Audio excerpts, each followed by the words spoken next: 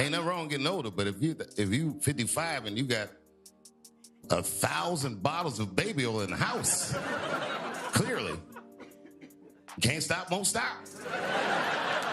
You're committed to the lifestyle.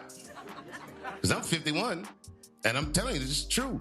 I can't remember a single time I ever threw an empty bottle of baby oil in the trash. It began like a siren slicing through the stillness of a late-night hush.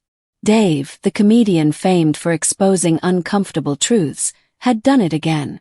In his newest Netflix special, he transforms what seems like a casual Hollywood anecdote into something far more unsettling. The premise is deceptively simple. Years ago, he visited Diddy's mansion. The place gleamed, immaculate, almost unnervingly so. The evening appeared ordinary until Diddy... We should say that, remember, Diddy and his team were very upset when they found out that this footage was part of the documentary, and they tried to shut it down, but, you know, the act of taping it is what out. is so the awful. The act of taping it, right. Without Agnifalo's Diddy would knowledge. say that I didn't authorize that video going out, and the argument they've made is that he's the one who has the right, that he owns. Diddy swirled his glass and asked, "So, Dave, what are you into?" At the time, Dave chalked it up to small talk. Now, with the mogul entangled in serious federal charges, that line feels almost like an audition. A subtle gauge of trust, a quiet test. The story landed with surgical precision.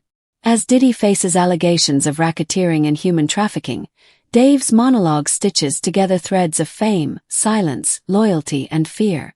On stage, he recounts that back then, everything seemed fine.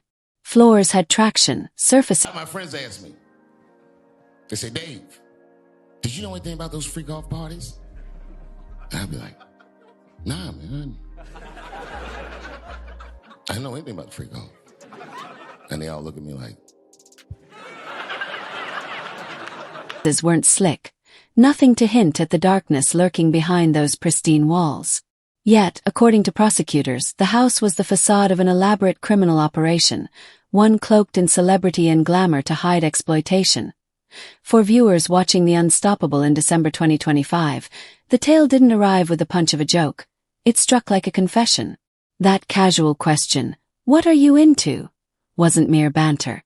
By the prosecutor's account, it was the ringmaster probing his audience, silently deciding who could be trusted and who might speak. Dave laughed as he delivered the story, but the room didn't respond with the usual ease. The audience carried the weight of revelations from Cassie Venter's 2023 civil suit, surveillance footage, lawsuits, and glimpses of white parties that blurred lines between luxury and